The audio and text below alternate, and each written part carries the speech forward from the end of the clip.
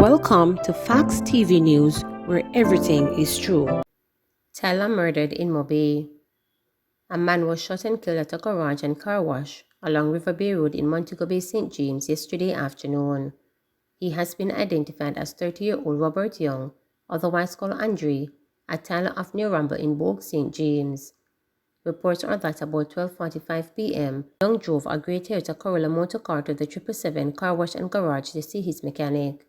While at the location, he was attacked and shot by a lone gunman who reportedly ran from the scene and escaped in a waiting motor car.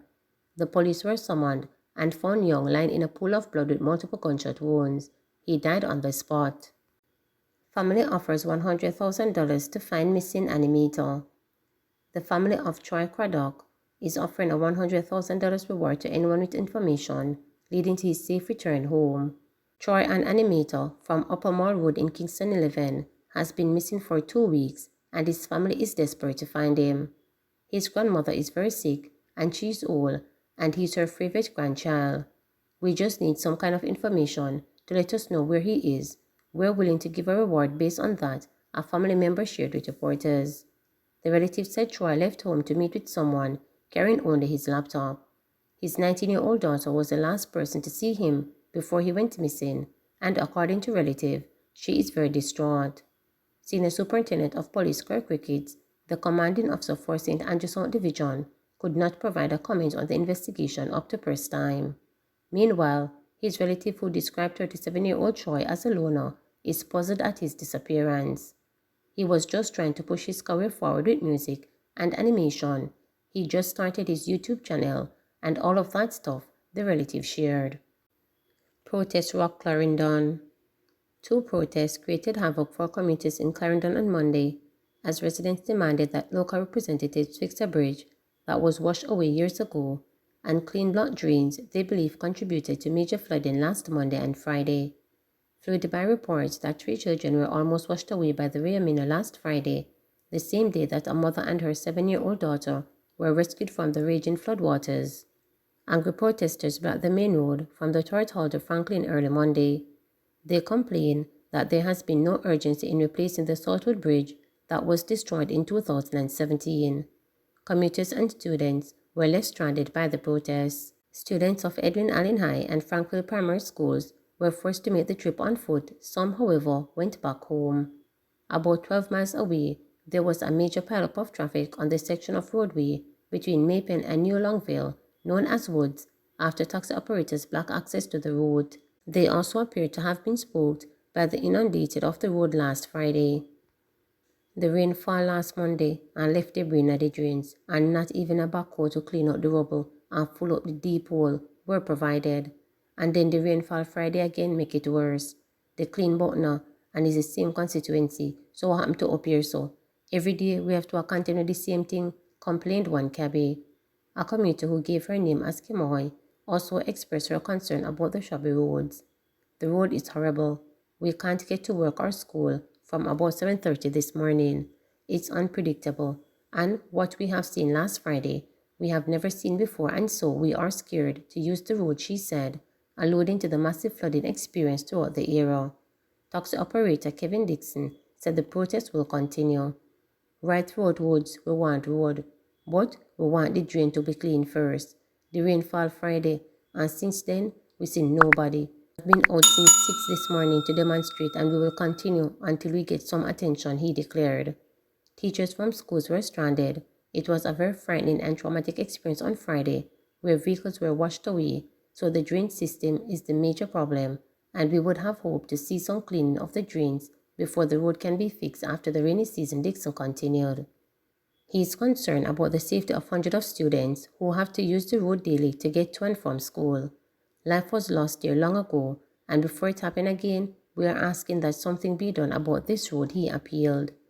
Many taxi operators have described Friday's experience as the worst they have ever seen because for many years they have been using the road and have never seen so much water on the road.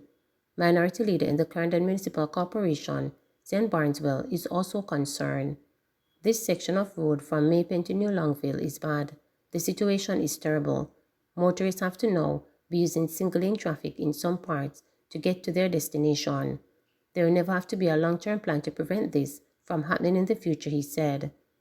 We realize that drain cleaning in the parish is non-existent. NWA National Works Agency has done nothing, and the last time drain cleaning was done was about 3 years ago, so what is happening is not surprising to me. This was bound to happen if the drains are not clean and maintained. This is a result of the negligence and lack of maintenance in the parish, and if we continue like this, the parish will need to be declared a disaster parish.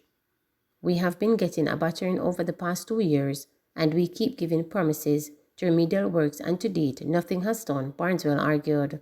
Efforts to get a response from the NWA was unsuccessful. Roadblocks and protests were also reported at Fogar Road in the vicinity of the construction of the Maypen to Williamsfield leg of Highway 2000. Murders up by 8% in Jamaica, 1,171 killed up to October 1. According to the latest police statistics, 1,171 people were murdered in January up to October 1, 2022.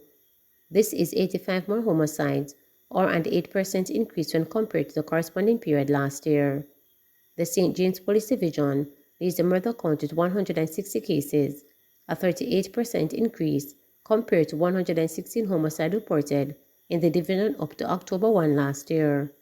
Westmoreland with 118 homicides, St. Catherine North 114, St. Andrew South 109, and St. Catherine South 97 round out the top 5 murderous police divisions of the 19th across the island. Although the St. Andrew South Division is 4th on the list for the number of murders recorded across all police divisions, homicides are down by 16%, or 20 cases up to last Saturday. Trelawney has the highest percentage increase in murders nationally, with a 133% rise. This is just ahead of Manchester, where homicides have shot up by 132%. There were 28 killings committed in Trelawney up to October 1, compared with 12 in the corresponding period in 2021. In Manchester, 19 murders were recorded last year, as opposed to 44 this year. Portland remains the least murderous parish in 2022, having recorded 9 murders so far this year. The Jamaica Constable Force Serious Crimes Report also showed that there was a decrease in the number of shooting incidents as of Saturday. There were 897 cases of shooting over the period under review, compared to 951 the same period last year, which represented a decrease of 6%. In the meantime, declines have been recorded in cases of rape so far this year. Some 303 cases were recorded up to October 1 this year, down from 349 observed in the corresponding period last year, representing a reduction of 46 cases or 13%. Robberies saw a 17% increase, with 676 incidents this year compared to 580 in 2021. Regarding break-ins, there was a 7% increase so far this year. The data showed that 753 cases were recorded compared to 705 last year. Overall, the total number of serious and violent crimes committed so far this year has increased by 4%. A total of 3,800 serious and violent crimes were reported up to October 1, when compared to 3,671 incidents reported for the corresponding period in 2021. Murder probe launch after post-mortem and body found in July. Police have launched a murder investigation after a post-mortem revealed that a man found dead in July died from gunshot wounds to the head. The decomposing body of Martin Gutmanel, 25, a laborer from Newtown Phase 2 in his Clarendon, was found at his home on Sunday, July 10. Following initial investigations, police did not suspect any foul play, but now cops are searching for a motive and possible suspects. It was reported that Fennell was last confirmed alive about 11 p.m. on Tuesday, July 5, 2022. About 7:30 a.m. the following Sunday, residents found his decomposed body and a bed inside one-room board structure house and contacted the police. On arrival, lawmen said the body on its back, clad in a black shirt, gray shorts, and barefooted. No marks of violence were observed on the body due to an advanced stage of decomposition, bloatedness, and maggot infestation. Neither were there any obvious disturbances to the house structure. Police said interviews with committee members did not suggest a likelihood of any foul play, as it was not unusual for Fennell not to be seen for long periods. The scene was processed and the body removed. Police said on Saturday A post-mortem examination discovered that funnel death of multiple gunshot wounds to the head. The matter was reassigned, upgraded to murder, and a probe launched. Please remember to subscribe, like, share, and click the notification bell